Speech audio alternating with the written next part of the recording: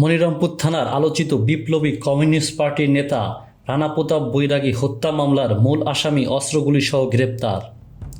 গত ৫ জানুয়ারি ২০২৬ তারিখ সন্ধ্যা আনুমানিক ৫টা ৪৫ মনিরামপুর উপজেলার কপালিয়া বাজার এলাকায় সংঘটিত হয় এক নৃশংস হত্যাকাণ্ড।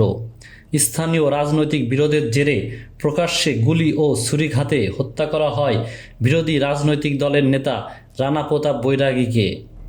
প্রত্যক্ষদর্শীদের তথ্য মতে ঘটনাস্থলে মোটরসাইকেল যোগে কয়েকজন সশস্ত্র ব্যক্তি এসে ভুক্তভোগীর উপর অতর্কিত হামলা চালায়। প্রথমে মাথা ও বুকে গুলি করা হয়, এরপর মৃত্যু নিশ্চিত করতে ধারালো অস্ত্র দিয়ে আঘাত করা হয়। ঘটনাস্থলেই তিনি লুটিয়ে পড়েন। ঘটনার পরপরই পুলিশ দ্রুত ঘটনাস্থল পরিদর্শন করে আলামত সংগ্রহ করে। সিসিটিভি ফুটেজ, তথ্য প্রযুক্তি বিশ্লেষণ এবং গোপন সংবাদের ভিত্তিতে সন্দেহভাজনদের শনাক্ত করা হয়। পরবর্তীতে বিশেষ অভিযান পরিচালনা করে পুলিশ বিভিন্ন জেলা থেকে মূল পরিকল্পনাকারী ও সহযোগী আসামিদের গ্রেপ্তার করে। ১৭ ফেব্রুয়ারি ২০২৬ তারিখে এক অভিযানে গুরুত্বপূর্ণ আসামিকে আটক করা হয়। গ্রেপ্তারকৃত আসামির প্রাথমিক জিজ্ঞাসাবাদে হত্যাকাণ্ডের পরিকল্পনা, ব্যবহৃত অস্ত্র এবং ঘটনার পূর্বাপর বিষয় সম্পর্কে গুরুত্বপূর্ণ তথ্য পাওয়া যায়। পুলিশের দাবি অনুযায়ী উদ্ধার করা হয়েছে একটি 7.65 পিস্তল, একটি ম্যাগাজিন ও 2 রাউন্ড তাজা গুলি, একটি ফোল্ডিং ছুরি ও একটি পালসার মোটরসাইকেল।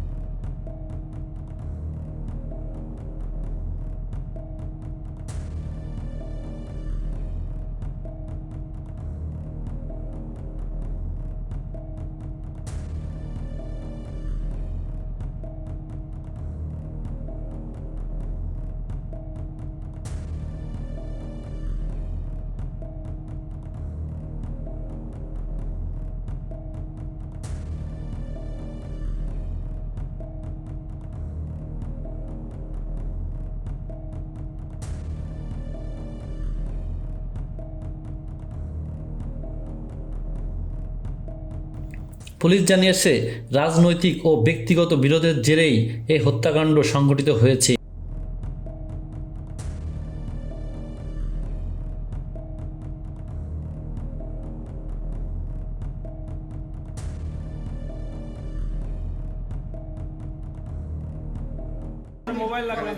আপনারা সকলে অবগত আছেন যে মনিরামপুর থানার কপালিয়া বাজারে বরফ ব্যবসায়ী জনৈক রানা প্রতাপ বৈরাগী গত ৫/১/২০২৬ তারিখে নির্মমভাবে হত্যার শিকার হয়।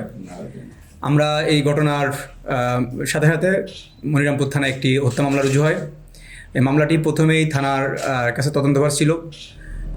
যেহেতু এটি একটি সেন্সিটিভ এবং চাঞ্চল্যকর মামলা, ক্লুলেস মামলা, যার ফলে পুলিশ সুপার মহোদয় মামলাটির তদন্তভার আমাদের ডিবিতে হস্তান্তর করে। ডিবিতে মামলার তদন্তভার হস্তান্তর করার পরপরই ডিবির সাব ইন্সপেক্টর কামরুজ্জামান তার নেতৃত্বে এই মামলার তদন্ত শুরু হয়। তদন্তে প্রথমে আমাদের যে পুলিশি কলাকৌশল, তথ্য প্রযুক্তি, সিসিটিভি ফুটেজ এবং আমরা এই ঘটনা তদন্ত করতে জানতে পারি এই ঘটনার যে ভিকটিম এবং যারা ঘটনার সাথে জড়িত তারা আন্ডারগ্রাউন্ডের বিভিন্ন রাজনীতির সাথে জড়িত। আপনারা অনেকেই এই ধরনের রাজনৈতিক দলের নাম শুনছেন, যে পূর্ব বাংলা কমিউনিস্ট পার্টি, বিপ্লবী কমিউনিস্ট পার্টি, এরকম।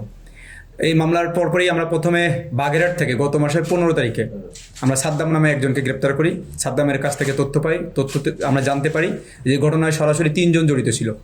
একজনের নাম ছিল রাজীব, তাকে আমরা গত 18 তারিখে গ্রেপ্তার করি। সে বিজ্ঞ আদালতে নিজের দোষ স্বীকার করে সে জবানবন্দি দিয়েছে। আর আরেকজন ছিল হৃদয়, তাকে আজকে আমরা গ্রেপ্তার করেছি। গ্রেপ্তার করে আমরা তার দেখানো মতে তার বাড়ি থেকে এই ঘটনায় ব্যবহৃত একটা আগ্নেয়াস্ত্র উদ্ধার করেছি, সাথে 2 রাউন্ড গুলি, একটি ম্যাগাজিন। পাশাপাশি রাজীব মোল্লার কাছ থেকে আমরা একটি ছুরি, যেটি তারা গুলি করার পরপরই তারা কিন্তু আবার জবাই করেছিল, আপনারা জানেন। এবং ঘটনায় যে মোটরসাইকেল তারা ব্যবহার করেছিল সেই মোটরসাইকেলটাও আমরা উদ্ধার করেছি। এবং আরেকজন আসামি ছিল, তার নাম সূর্য, যারা এই 3 জন প্রত্যক্ষভাবে ঘটনার সাথে জড়িত ছিল, হত্যার সাথে। আমরা সূর্যকে এখনো গ্রেপ্তার করতে পারিনি, কিন্তু ঘটনার বাকি 2 জনকে গ্রেপ্তার করছি। পাশাপাশি এই রানা প্রতাপ সিংকে চিনিয়ে দেওয়ার জন্য সেখানে সেলিম এবং শামীম নামে দুইজন ছিল। তার মধ্যে থেকে আমরা শামীম নামে একজনকে গ্রেপ্তার করছি। অর্থাৎ এই ঘটনার সর্বমোট 5 থেকে 6 জন তারা প্রত্যক্ষ এবং পরোক্ষভাবে জড়িত ছিল। তার মধ্য থেকে আমরা এই পর্যন্ত 4 জনকে গ্রেপ্তার করেছি এবং ঘটনায় যে চাকু ব্যবহার ছিল সেই চাকু আমরা উদ্ধার করেছি। যে ঘটনায় আগ্নেয়াস্ত্র ব্যবহার ছিল সেই আগ্নেয়াস্ত্র আমরা উদ্ধার করেছি, প্লাস আগ্নেয়াস্ত্রের সাথে সাথে 2 রাউন্ড গুলি সহ একটি ম্যাগাজিন উদ্ধার করেছি। এবং যে মোটরসাইকেল ব্যবহার করে ঘটনা ঘটিয়েছিল দুষ্কৃতকারীরা, সেই মোটরসাইকেল আমরা উদ্ধার করেছি।